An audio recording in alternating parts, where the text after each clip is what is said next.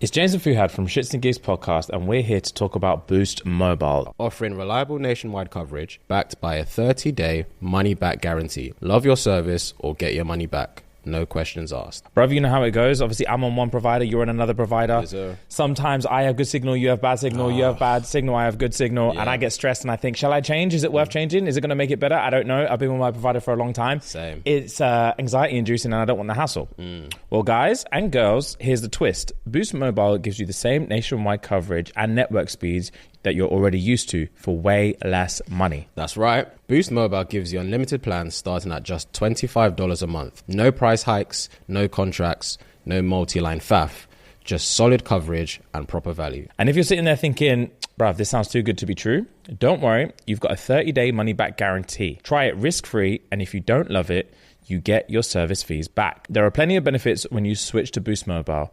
Together with their roaming partners, Boost Mobile covers 99% of the US population. 5G speeds not available in all areas. So, whether you're scrolling, streaming, or just lost in a group chat, you're covered. Bottom line, Boost Mobile gives you the freedom to save money without sacrificing coverage, and no one's locking you into anything. Visit your nearest Boost Mobile store or find them online at boostmobile.com. That's boostmobile.com. Reliable service, proper coverage, and no stress. Some days call for sleek and straight, others for slouchy and relaxed. Whatever your vibe, Old Navy has the denim fits to match. From extra high rise to barrel, it's not just a mood, it's a whole style range. And with jeans starting at just $22, you can collect them all. Snatched waist? Go extra high rise straight. Lived in staple? Vintage slim. Low slung and laid back? Slouchy wide. You've got range. Your denim drawer should too. Premium fabric, deluxe details, your perfect pair awaits. Shop in store or online at oldnavy.com.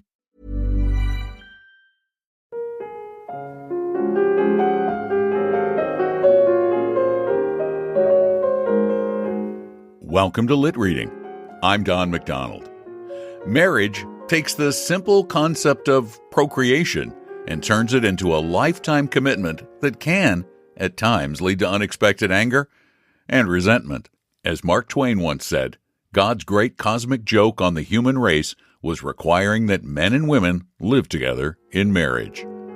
Anyone who has ever been married will see parallels to their own partnerships in That's Marriage by Edna Ferber.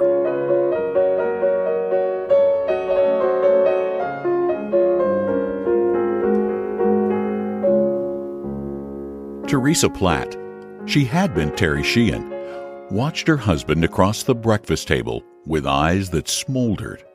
But Orville Platt was quite unaware of any smoldering in progress. He was occupied with his eggs. How could he know that those very eggs were feeding the dull red menace in Terry Platt's eyes? When Orville Platt ate a soft-boiled egg, he concentrated on it. He treated it as a great adventure, which after all it is. Few adjuncts of our daily life contain the element of chance that is found in a 3-minute breakfast egg.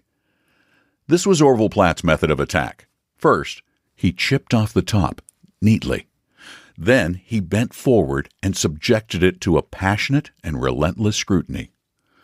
Straightening, preparatory to plunging his spoon therein, he flapped his right elbow. It wasn't exactly a flap. It was a pass between a hitch and a flap, and presented external evidence of a mental state.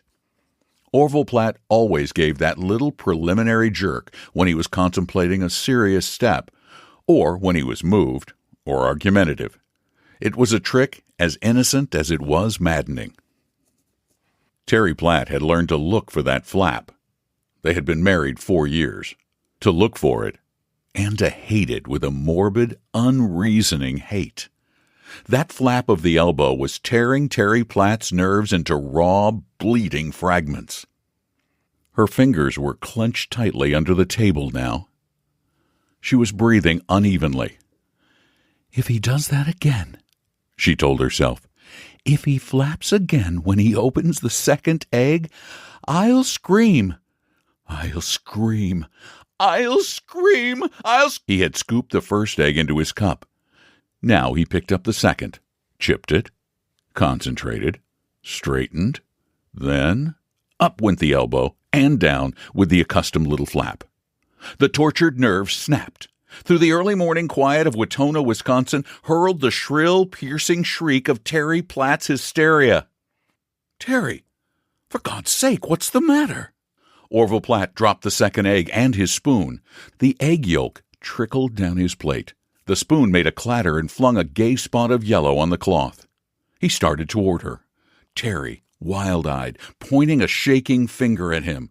She was laughing now uncontrollably. "Your elbow! Your elbow!" "Elbow?" He looked down at it, bewildered. Then up, fright in his face. "What's the matter with it?" She mopped her eyes. Sobs shook her. "You flapped it." The bewilderment in Orville Platt's face gave way to anger. "Do you mean to tell me you screeched like that because I moved my elbow?" "Yes." His anger deepened and reddened to fury. He choked. He had started from his chair with his napkin in his hand. He still clutched it. Now he crumpled it into a wad and hurled it to the center of the table, where it struck a sugar bowl, dropped back, and uncrumpled slowly, reprovingly. You... Then bewilderment closed down again like a fog over his countenance. "But why?" "I can't see... Because I can't stand it any longer. Flapping. This is what you do, like this." And she did it. Did it with insulting fidelity, being a clever mimic. "Well, all I can say is you're crazy yelling like that for nothing." "It isn't nothing." "Isn't, huh? If that isn't nothing, what is?" They were growing incoherent. "What do you mean screeching like a maniac? Like a wild woman? The neighbors will think I killed you. What do you mean anyway?" "I mean I'm tired of watching it, that's what. Sick and tired." "Y'are, huh? Well, young lady, let me tell you something." He told her. There followed one of those incredible quarrels, as sickening as they are human, which can take place only between two people who love each other so well that each knows with cruel certainty the surest way to wound the other, and who stab and tear and claw at those vulnerable spots in exact proportion to their love. Ugly words, bitter words, words that neither knew they knew flew between them like sparks between steel striking steel. From him. "Trouble with you is you haven't got enough to do. That's the trouble with half you women. Just lay around the house rotting. I'm a fool slaving on the road to keep a good-for-nothing—" "I suppose you call sitting around hotel lobbies slaving. I suppose the house runs itself. How about my evenings, sitting here alone night after night when you're on the road?" Finally, "Well, if you don't like it," he snarled, and lifted his chair by the back and slammed it down savagely. "If you don't like it, why don't you get out, huh? Why don't you get out?" And from her eyes narrowing to two slits, her cheeks scarlet, "Why, thanks. I guess I will." 10 minutes later, he had flung out of the house to catch the 8:19 for Manitowoc. He marched down the street, his shoulders swinging rhythmically to the weight of the burden he carried. His black leather handbag and the shiny tan sample case battle-scarred both from many encounters with ruthless porters and busmen and bellboys. For 4 years, as he left for his semi-monthly trip, he and Terry had observed a certain little ceremony, as had the neighbors. She would stand in the doorway, watching him down the street, the heavy sample case banging occasionally at his shin. The depot was only 3 blocks away. Terry watched him with fond but unillusioned eyes, which proved that she really loved him. He was a dapper, well-dressed fat man, with a weakness for pronounced patterns and suitings, and addicted to derbies. 1 week on the road, 1 week at home. That was his routine. The wholesale grocery trade liked Platt, and he has for his customers the fondness that a traveling salesman has who is successful in his territory. Before his marriage to Terry Sheehan, his little red address book had been overwhelming proof against the theory that nobody loves a fat man. Terry, standing in the doorway, always knew that when he reached the corner just where Schroeder's house threatened to hide him from view, he would stop, drop the sample case, wave his hand just once, pick up the sample case, and go on, proceeding backward for a step or two until Schroeder's house made good its threat. It was a comic scene in the eyes of the onlooker, perhaps because a chubby Romeo offends the sense of fitness. The neighbors, lurking behind their parlor curtains, had laughed at first, but after a while they learned to look for that little scene and to take it unto themselves as if it were a personal thing. 15-year wives, whose husbands had long since abandoned flowery farewells, used to get a vicarious thrill out of it, and to eye Terry with a sort of envy. This morning, Orville Platt did not even falter when he reached Schroeder's corner. He marched straight on, looking steadily ahead, the heavy bag swinging from either hand. Even if he had stopped, though she knew he wouldn't, Terry Platt would not have seen him. She remained seated at the disordered breakfast table, a dreadfully still figure, and sinister, a figure of stone and fire, of ice and flame. Over and over again in her mind, she was milling the things she might have said to him and had not. She brewed 100 vitriolic cruelties that she might have flung in his face.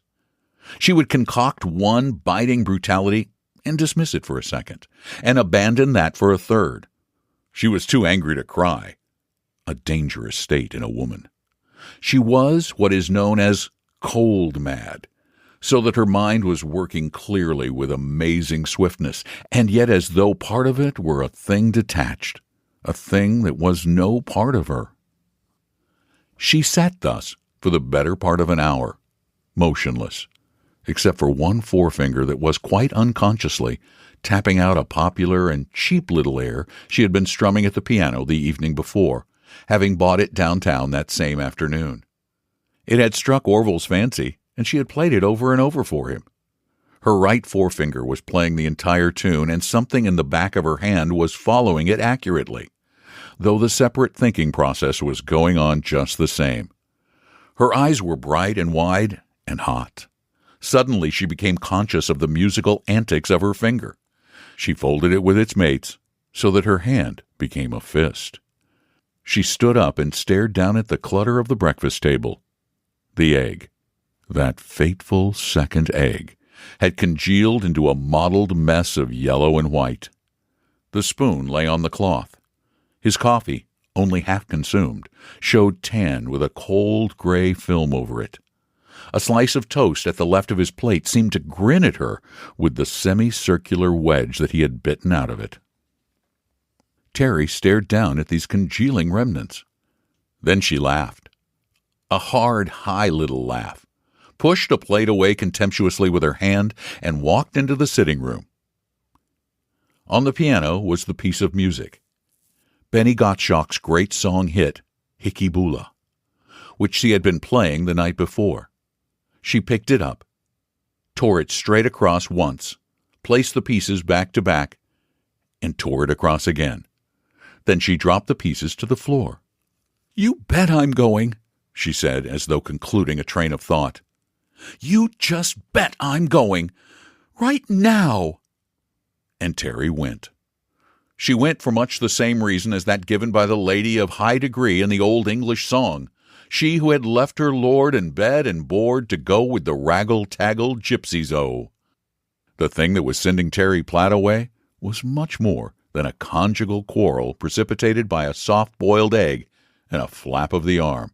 It went so deep that it is necessary to delve back to the days when Teresa Platt was Terry Sheehan to get the real significance of it and of the things she did after she went. When Mrs. Orville Platt had been Terry Sheehan, she had played the piano afternoons and evenings in the orchestra of the Bijou Theater on Cass Street, Wautonah, Wisconsin. Anyone with a name like Terry Sheehan would, perforce, do well anything she might set out to do. There was nothing of genius in Terry, but there was something of fire, and much of that was Irish, which meant that the Watson team, eccentric song and dance artists, never needed a rehearsal when they played the Bijou. Ruby Watson used merely to approach Terry before the Monday performance, sheet music in hand, and say, "Listen, dearie, I've got some new business I want to wise you to. Right here it goes. Tum-diddy-dum, diddy-dum, tum-dum-dum. See?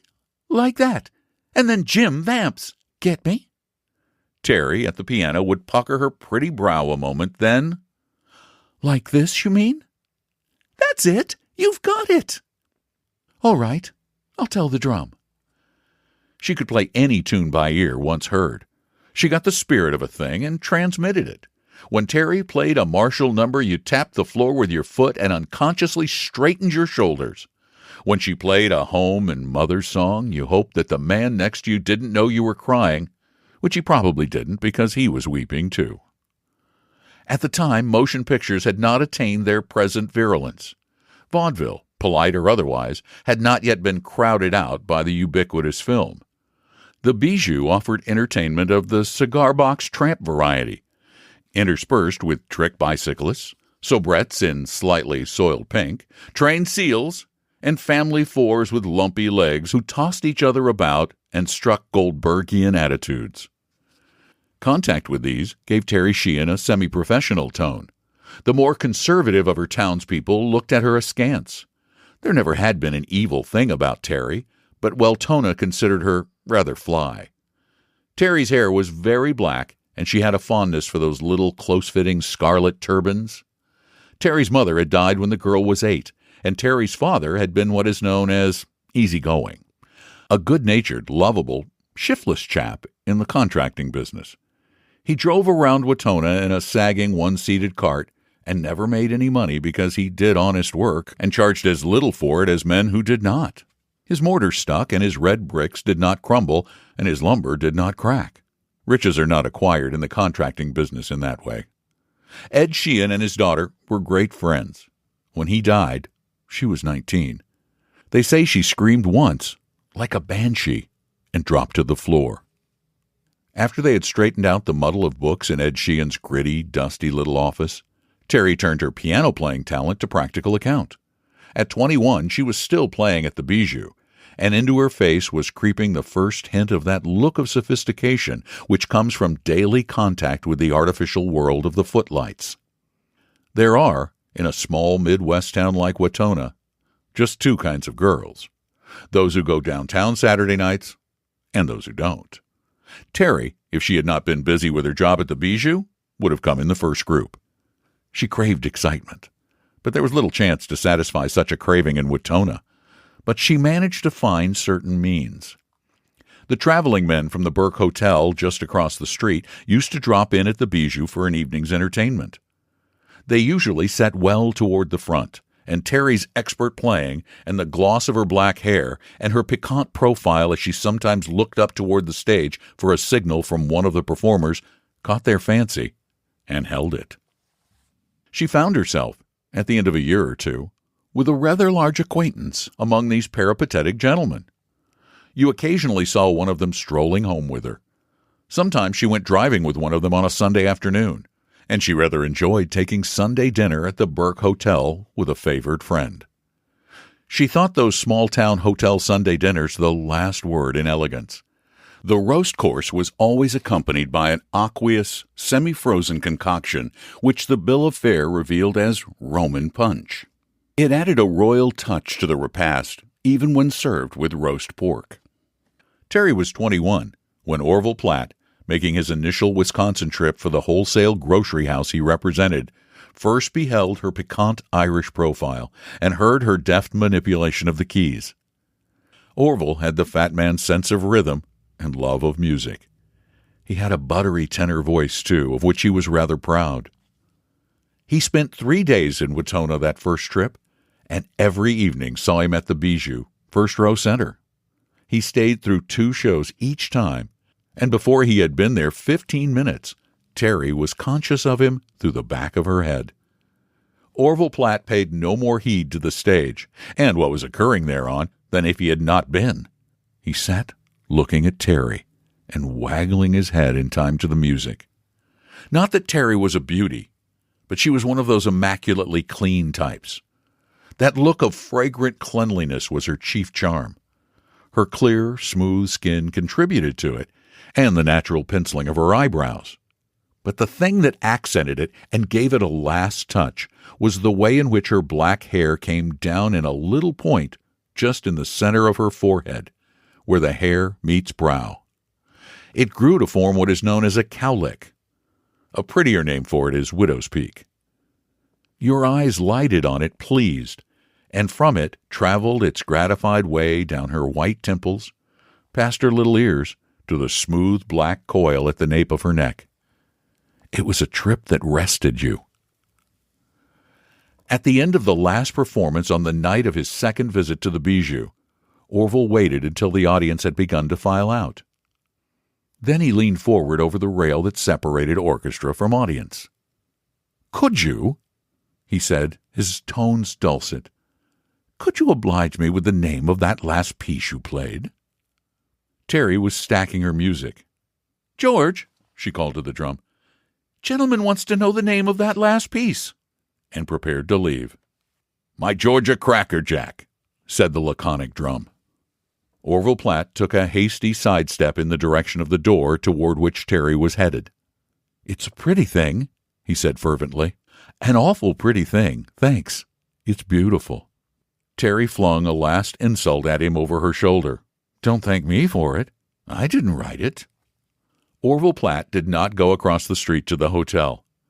He wandered up Cass Street and into the 10 o'clock quiet of Main Street, and down as far as the park. Pretty as a pink, and play, and good, too. Good. A fat man in love. At the end of 6 months, they were married. Terry was surprised into it. Not that she was not fond of him. She was, and grateful to him as well. For, pretty as she was, no man had ever before asked Terry to be his wife. They had made love to her. They had paid court to her. They had sent her large boxes of stale drugstore chocolates and called her endearing names as they made cautious declarations such as, "I've known a lot of girls, but you've got something different. I don't know. You got so much sense. A fellow can chum around with you. Little pal." Wetona would be their home. They rented a comfortable 7-room house in a comfortable middle-class neighborhood, and Terry dropped the red velvet turbans and went in for picture hats. Orville bought her a piano, whose tone was so good that to her ear, accustomed to the metallic discords of the Bijou instrument, it sounded out of tune. She played it a great deal at first, but unconsciously she missed the sharp spat of applause. She would play a piece brilliantly, and then her hands would drop to her lap, and the silence of her own sitting room would fall flat on her ears. It was better on the evenings when Orville was home. He sang in his throaty, fat man's tenor to Terry's expert accompaniment. "This is better than playing for those ham actors, isn't it, hon?" And he would pinch her ear. "Sure," listlessly. But after the first year, she became accustomed to what she termed private life. She enjoyed an afternoon sewing club and was active in the ladies' branch of the UCT. She developed a knack at cooking, too, and Orville, after a week or 10 days of hotel fare in small Wisconsin towns, would come home to seafoam biscuits and real soup and honest pies and cake. Sometimes, in the midst of an appetizing meal, he would lay down his knife and fork and lean back in his chair and regard the cool and unruffled Terry with a sort of reverence in his eyes. Then he would get up, come around to the other side of the table, and tip her pretty face up to his. "I bet I'll wake up someday and find out it's all a dream. You know this kind of thing doesn't really happen, not to a dub like me." 1 year, 2, 3, 4.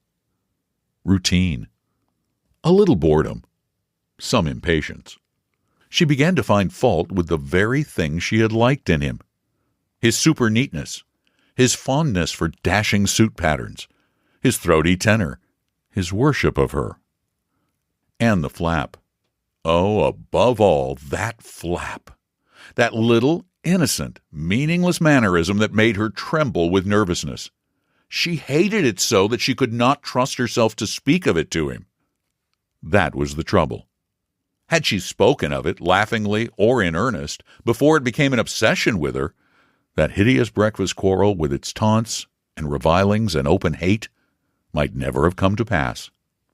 Terry Platt herself didn't know what was the matter with her. She would have denied that anything was wrong.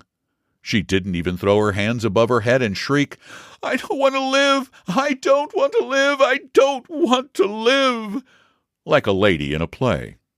She only knew she was sick of sewing at the Wetona West End Red Cross shop, sick of marketing, of home comforts, of Orville, of the flap. Orville, you remember, left at 8:19.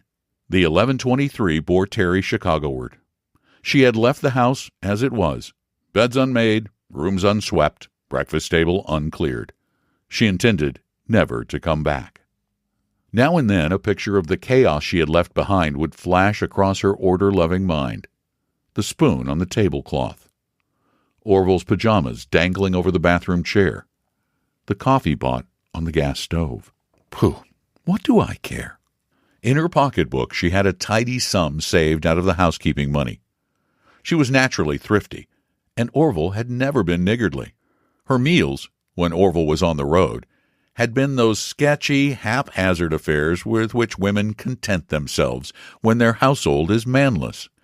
The men in the dining car eyed her speculatively and with appreciation. Then their glance dropped down to the third finger of her left hand and wandered away. She had meant to remove it. In fact, she had taken it off and dropped it into her bag. But her hand felt so queer, so unaccustomed, so naked, that she found herself slipping the narrow band on again, and her thumb groped it gratefully. It was almost 5 o'clock when she reached Chicago. She felt no uncertainty or bewilderment. She had been in Chicago 3 or 4 times since her marriage. She went to a downtown hotel. It was too late, she told herself, to look for a less expensive room that night. When she had tidied herself, she went out. The things she did were the childish, aimless things that one does who finds herself in possession of sudden liberty.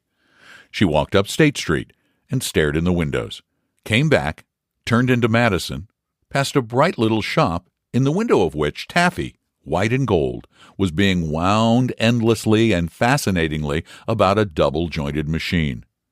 She went in and bought a sackful and wandered on down the street, munching. She had supper at one of those white-tiled sarcophagi that emblazon Chicago's downtown side streets. It had been her original intention to dine in state in the rose and gold dining room of her hotel. She had even thought daringly of lobster. But at the last moment she recoiled from the idea of dining alone in that wilderness of tables so obviously meant for two. After her supper, she went to a picture show. She was amazed to find there, instead of the accustomed orchestra, a pipe organ that panted and throbbed and rumbled over lugubrious classics. The picture was about a faithless wife. Terry left in the middle of it. She awoke the next morning at 7 as usual, started up wildly, looked around, and dropped back. Nothing to get up for. The knowledge did not fill her with a sense of relief. She would have her breakfast in bed. She telephoned for it languidly. When it came, she got up and ate it from the table after all. That morning she found a fairly comfortable room, more within her means, on the north side in the boarding house district. She unpacked and hung up her clothes and drifted downtown again, idly. It was noon when she came to the corner of State and Madison Streets. It was a maelstrom that caught her up and buffeted her about and tossed her helplessly this way and that. The thousands jostled Terry and knocked her hat awry and dug her with unheeding elbows and stepped on her feet. "Say, look here," she said once futilely. They did not stop to listen. State and Madison has no time for Terrys from Wetona. It goes its way, pell-mell. If it saw Terry at all, it saw her only as a prettyish person in the wrong kind of suit and hat with a bewildered, resentful look on her face. Terry drifted on down the west side of State Street with the hurrying crowd. State and Monroe. A sound came to Terry's ears. A sound familiar, beloved. To her ear, harassed with the roar and crash, with the shrill scream of the whistle of the policeman at the crossing, with the hiss of feet shuffling on cement, it was a celestial strain. She looked up toward the sound. A great second-story window opened wide to the street. In it, a girl at a piano, and a man red-faced singing into a megaphone. And on a flaring red and green sign, Bernie Gottschalk's Music House. Come in, hear Bernie Gottschalk's latest hit, the heartthrob song that has got 'em all, the song that made the squareheads crawl. I come from Paris, Illinois, but oh, you Paris, France. I used to wear blue overalls, but now it's khaki pants. Come in, come in. Terry accepted. She followed the sound of the music. Around the corner, up a little flight of stairs, she entered the realm of Euterpe. Euterpe with her hair frizzed. Euterpe with her flowing white robe replaced by soiled white shoes. Euterpe abandoning her flute for jazz. She sat at the piano, a red-haired young lady whose familiarity with the piano had bred contempt. Nothing else could have accounted for her treatment of it. Her fingers, tipped with sharp-pointed and glistening nails, clawed the keys with a dreadful mechanical motion. There were stacks of music sheets on counters and shelves and dangling from overhead wires. The girl at the piano never ceased playing. She played mostly by request. A prospective purchaser would mumble something in the ear of one of the clerks. The fat man with the megaphone would bawl out, "Hickey boola, Miss Ryan," and Miss Ryan would oblige. She made a hideous rattle and crash and clatter of sound. Terry joined the crowds about the counter. The girl at the piano was not looking at the keys. Her head was screwed around over her left shoulder, and as she played, she was holding forth animatedly to a girlfriend who had evidently dropped in from some store or office during the lunch hour. Now and again, the fat man paused in his vocal efforts to reprimand her for her slackness. She paid no heed. There was something gruesome, uncanny, about the way her fingers went their own way over the defenseless keys. Her conversation with the frowsy little girl went on. "What did he say?" "Oh, he laughed." "Well, did you go?" "Me? Well, what do you think I am, anyway?" "I would have took a chance." The fat man rebelled. "Look here, get busy. What are you paid for, talking or playing, huh?" The person at the piano, openly reproved thus before her friend, lifted her uninspired hands from the keys and spake. When she had finished, she rose. "But you can't leave now," the megaphone man argued. "Right in the rush hour?" "I'm gone," said the girl. The fat man looked about helplessly. He gazed at the abandoned piano as though it must go on of its own accord. Then at the crowd. "Where's Miss Schwimmer?" he demanded of a clerk. "Out to lunch." Terry pushed her way to the edge of the counter and leaned over. "I can play for you," she said. The man looked at her. "Sight?" "Yes." "Come on." Terry went around to the other side of the counter, took off her hat and coat, rubbed her hands together briskly, sat down, and began to play. The crowd edged closer. It is a curious study, this noonday crowd that gathers to sate its music hunger on the scraps vouchsafed it by Bernie Gottschalk's Music House. Loose-lipped, slope-shouldered young men with bad complexions and slender hands. Girls whose clothes are an unconscious satire on present-day fashions. On their faces, as they listen to the music, is a look of peace and dreaming. They stand about, smiling a wistful half-smile. The music seems to satisfy a something within them. Faces dull, eyes lusterless. They listen in a sort of trance. Terry played on. She played as Terry Sheehan used to play. She played as no music hack at Bernie Gottschalk's had ever played before. The crowd swayed a little to the sound of it. Some kept time with little jerks of the shoulder. The little hitching movement of a dancer whose blood is filled with the fever of syncopation.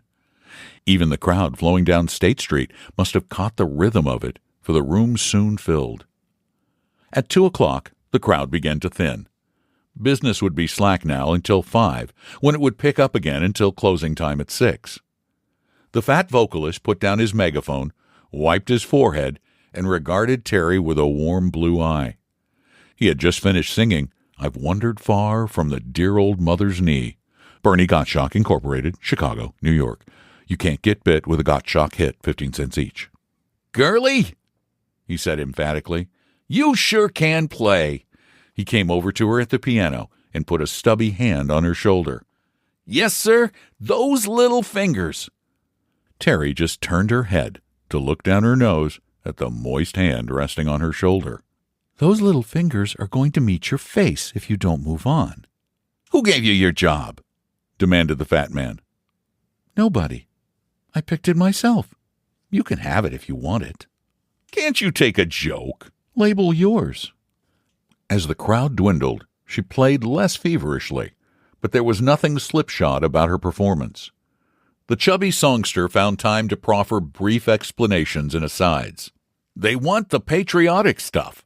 It used to be all that Hawaiian dope and wild Irish rose stuff, and songs about wanting to go back to every place from Dixie to Duluth. But now it seems it's all these here flag wavers. Honestly, I'm so sick of 'em I got a notion to enlist to get away from it. Terry eyed him with withering briefness. A little training wouldn't ruin your figure. She had never objected to Orville's embonpoint. But then, Orville was a different sort of fat man, pink-cheeked, springy, immaculate. At 4:00, as she was in the chorus of Isn't There Another Joan of Arc, a melting masculine voice from the other side of the counter said, Pardon me, what's that you're playing? Terry told him. She did not look up. I wouldn't have known it. Played like that? A second Marseillaise. If the words... What are the words? Let me see. Show the gentleman a Joan, Terry commanded briefly over her shoulder. The fat man laughed a wheezy laugh. Terry glanced around, still playing, and encountered the gaze of two melting masculine eyes that matched the melting masculine voice. The songster waved a hand, uniting Terry and the eyes in informal introduction. Mr. Leon Samet, the gentleman who sings the Gottschalk songs wherever songs are heard, and Mrs. Samet. Terry turned, a sleek, swarthy, world-old young man with the fashionable concave torso and alarmingly convex bone-rimmed glasses. Through them, his darkly luminous gaze glowed upon Terry. To escape their warmth, she sent her own gaze past him to encounter the arctic stare of the large blonde who had been included so lamely in the introduction. And at the frigidity of that stare, softened, melted, dissolved. Why, Terry Sheehan, what in the world? Terry's eyes bored beneath the layers of flabby fat. It's Ruby Watson, isn't it? Eccentric song and dance? She glanced at the concave young man and faltered. He was not Jim of the Bijou days. From him her eyes leaped back to the fur-bedecked splendor of the woman. The plump face went so painfully red that the makeup stood out on it, a distinctive layer, like a thin ice covering flowing water. As she surveyed that bulk, Terry realized that while Ruby might still claim eccentricity, her song and dance days were over. That's ancient history, my dear. I haven't been working for 3 years. What are you doing in this joint? I'd heard you'd done well for yourself, that you were married. I am. That is, I am. At that, the dark young man leaned over and patted Terry's hand that lay on the counter. He smiled. His own hand was incredibly slender, long and tapering. That's all right, he assured her, and smiled. You two girls can have a reunion later. What I want to know is, can you play by ear? Yes, but...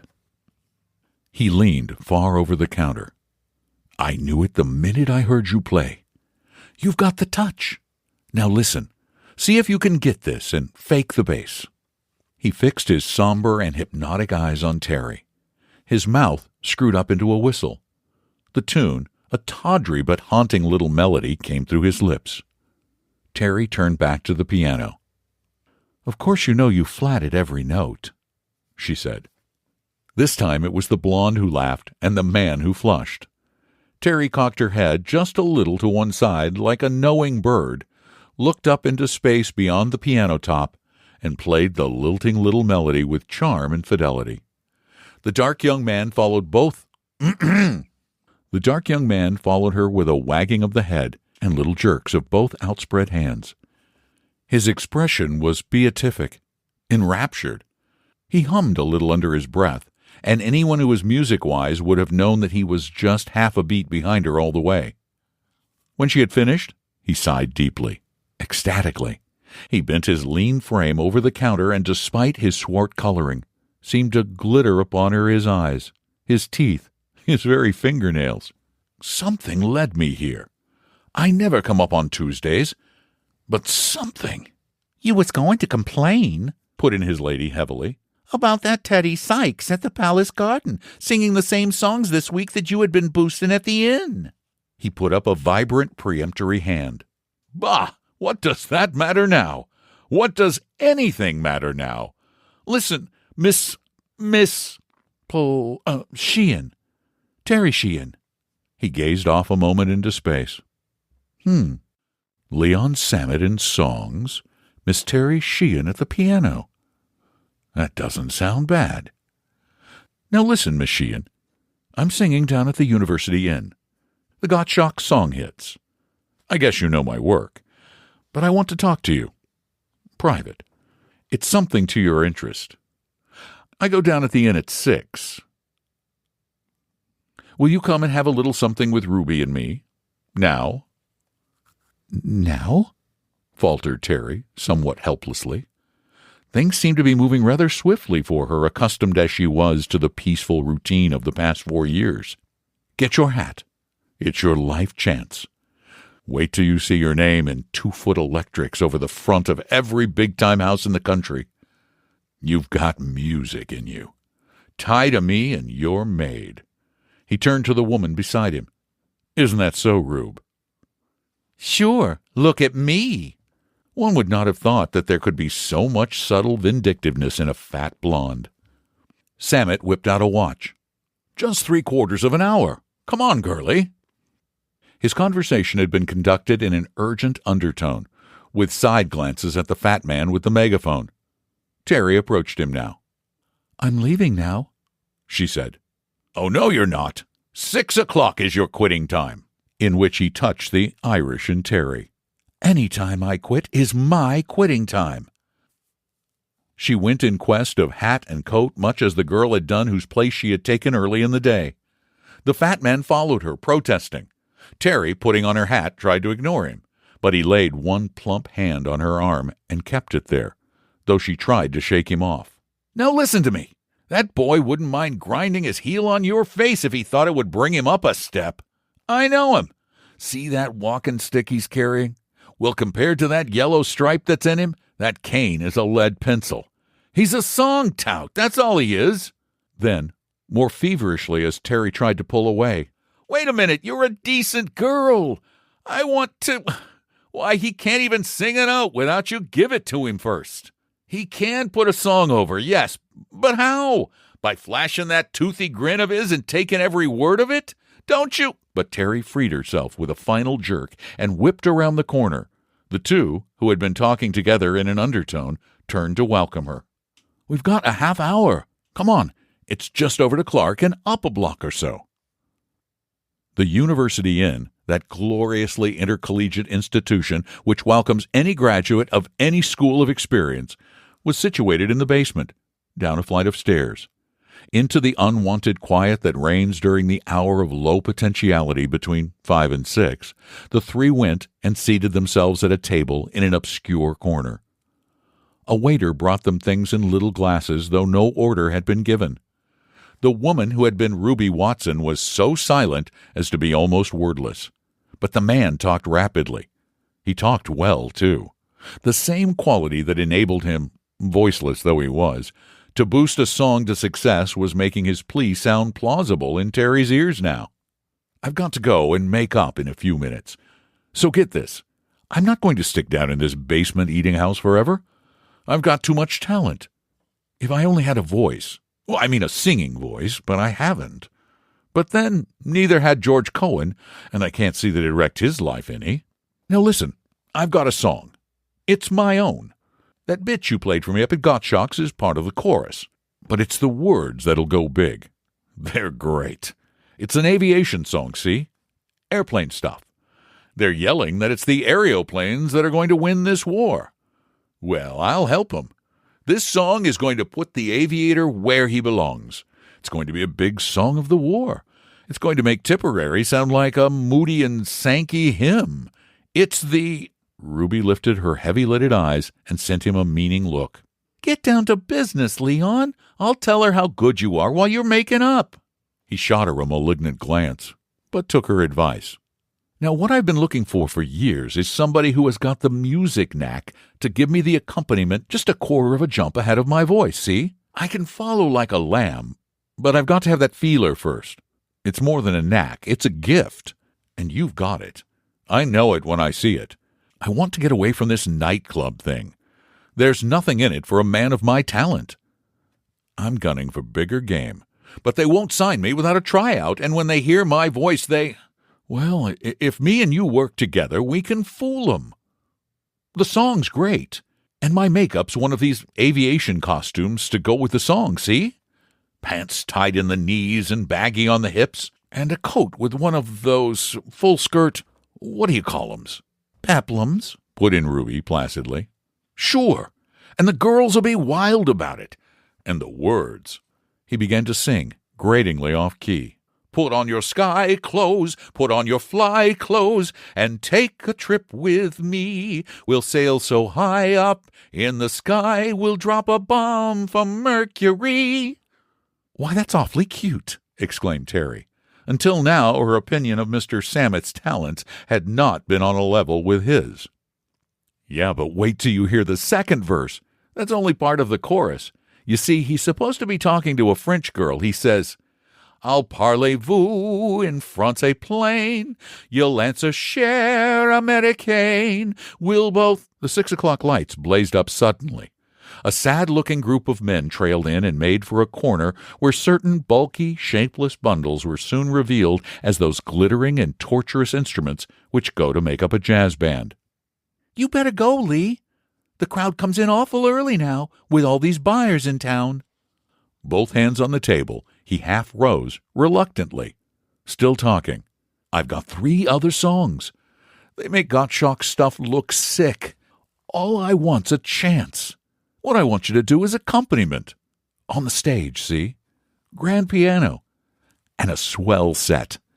I haven't quite made up my mind to do it, but a kind of army camp room, see? And maybe you dressed as Liberty.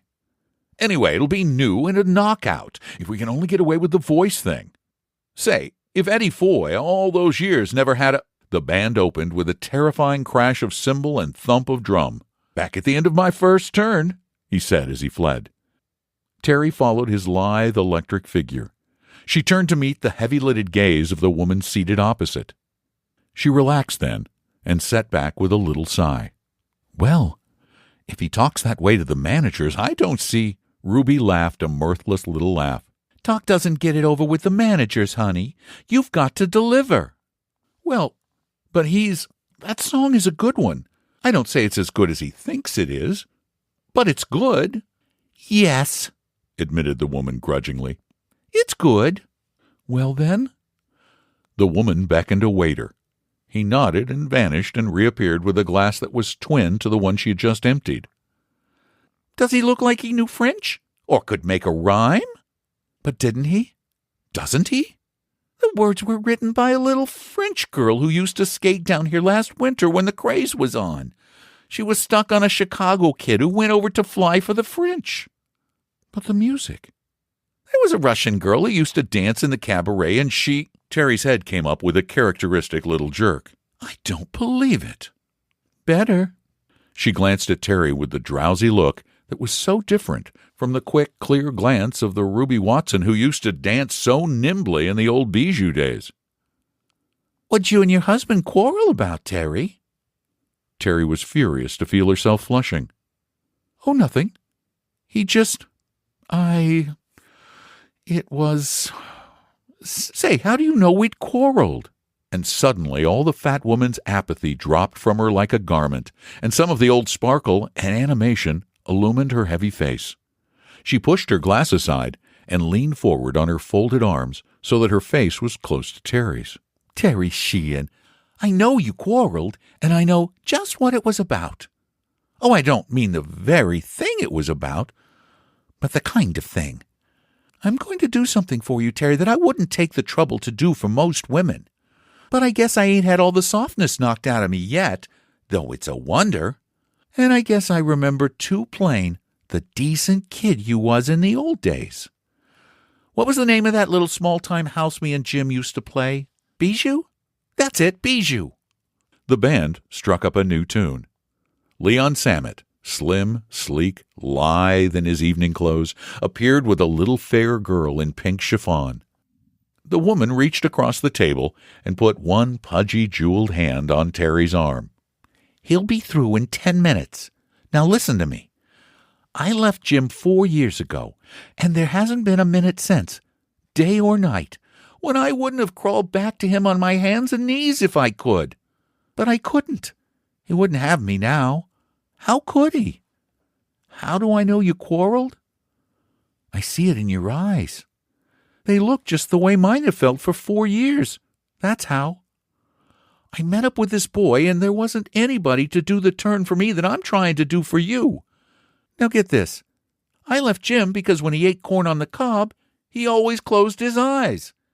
And it drove me wild. Don't laugh. I'm not laughing, said Terry. Women are like that. One night we was playing Fond du Lac. I remember just as plain. We was eating supper before the show, and Jim reached for one of those big yellow ears, and buttered and salted it, and me kind-a hanging on the edge of the table with my nails. Seemed to me if he shut his eyes when he put his teeth into that ear of corn, I'd scream. And he did. And I screamed. And that's all. Terry sat staring at her with a wide-eyed stare like a sleepwalker. Then she wet her lips slowly. But that's almost the very...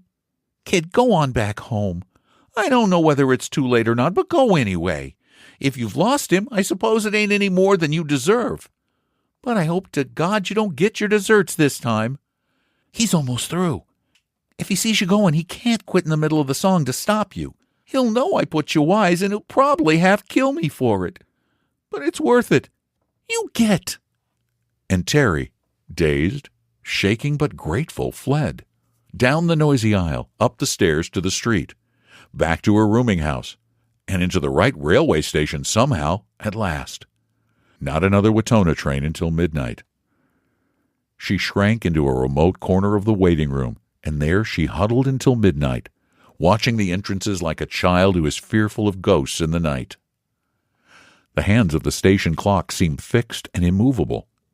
The hour between 11 and 12 was endless. She was on the train. It was almost morning. It was morning. Dawn was breaking. She was home. She had the house key clutched tightly in her hand long before she turned Schroeder's corner. Suppose he had come home. Suppose he had jumped to town and come home ahead of his schedule. They had quarreled once before, and he had done that. Up the front steps. Into the house. Not a sound. She stood there a moment in the early morning half-light. She peered into the dining room. The table, with its breakfast debris, was as she had left it. In the kitchen, the coffee pot stood on the gas stove. She was home. She was safe. She ran up the stairs, got out of her clothes, and into gingham morning things. She flung open windows everywhere. Downstairs once more she plunged into an orgy of cleaning. Dishes, table, stove, floor, rugs. She washed, scoured, swabbed, polished. By 8 o'clock she had done the work that would ordinarily have taken until noon. The house was shining, orderly, and redolent of soap suds. During all this time she had been listening with her subconscious ear, listening for something she had refused to name definitely in her mind, but listening just the same, waiting. And then, at 8 o'clock, it came. The rattle of a key in the lock. The boom of the front door. Firm footsteps. He did not go to meet her, and she did not go to meet him. They came together and were in each other's arms. She was weeping. Now, old girl, What's there to cry about? Don't, honey, don't. It's all right. She raised her head then to look at him. How fresh and rosy and big he seemed after that little sallow restaurant rat. How did you get here? How did you happen? Jumped all the way from Ashland. Couldn't get a sleeper, so I sat up all night. I had to come back and square things with you, Terry. My mind just wasn't on my work. I kept thinking about how I talked. How I talked. Oh, Orville, don't. I can't bear. Have you had your breakfast? Oh, I know. The train was an hour late. You know that Ashland train. But she was out of his arms and making for the kitchen. You go and clean up. I'll have hot biscuits and everything in no time. You poor boy. No breakfast. She made good her promise. It could not have been more than a half-hour later when he was buttering his third feathery golden-brown biscuit. But she had eaten nothing. She watched him and listened, and again her eyes were somber, but for a different reason. He broke open his egg. His elbow came up just a fraction of an inch. Then he remembered and flushed like a schoolboy and brought it down again, carefully. And at that she gave him a tremulous cry and rushed around the table to him. Oh, Orville! She took the offending elbow in her two arms and bent and kissed the rough coat sleeve. Why, Terry! Don't, honey, don't! Oh, Orville, listen! Yes? Listen, Orville. I'm listening, Terry. I've got something to tell you. There's something you've got to know. Yes, I know it, Terry. I knew you'd be out with it pretty soon if I just waited. She lifted an amazed face from his shoulder then and stared at him. But how could you know? You couldn't. How could you? He patted her shoulder then gently. I can always tell. When you have something on your mind, you always take up a spoon of coffee and look at it and then kind of joggle it back and forth in the spoon and then dribble it back into the cup again without once tasting it. It used to get me nervous when we were first married, watching you. But now I know it just means you're worried about something. And I wait. And pretty soon... Oh, Orville! She cried then. Oh, Orville. Now, Terry, just spill it, hon. Just spill it to Daddy and you'll feel better.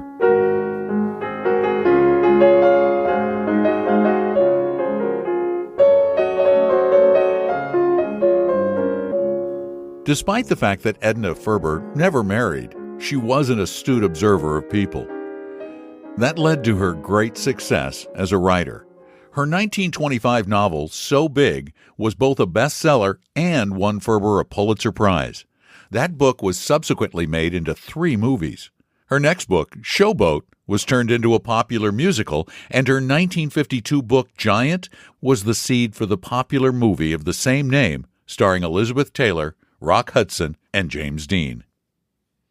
Again, my thanks for your listening. I am so glad you decided to listen to this podcast all over the world. And I really do hope you like it enough to share it with everybody you know. Put it up on your social media. Send it to friends.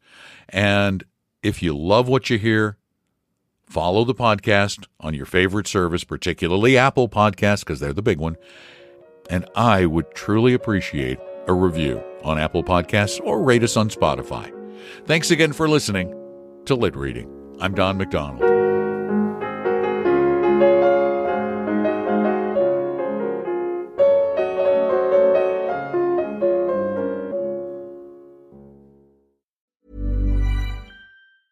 Riley Herbst from 2311 Racing checking in. Got a break in between team meetings? Sounds like the perfect time for some fast-paced fun at Chumba Casino. No waiting, just instant action to keep you going. So next time you need a pick-me-up, fire it up and take a spin. Play now at ChumbaCasino.com. Let's Chumba! No purchase necessary. VGW Group. Void where prohibited by law. See T&Cs. 21 plus. Sponsored by Chumba Casino.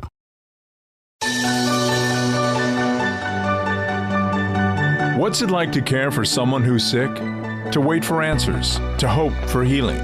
These are the moments our nation's healthcare teams and their patients face every single day. And it's why we do what we do. We're Siemens Healthineers, and we pioneer breakthroughs in healthcare for everyone, everywhere. Across the country, from rural communities to busy cities, our medical imaging, therapy, and laboratory solutions help providers deliver care that can be smarter, faster, and more precise. With more than 17,000 employees across the United States, we're driving innovations that support healthcare teams, strengthen systems, and truly change people's lives. Because for us, it's about more than technology, more than innovation. It's a promise, built for generations. Siemens Healthineers.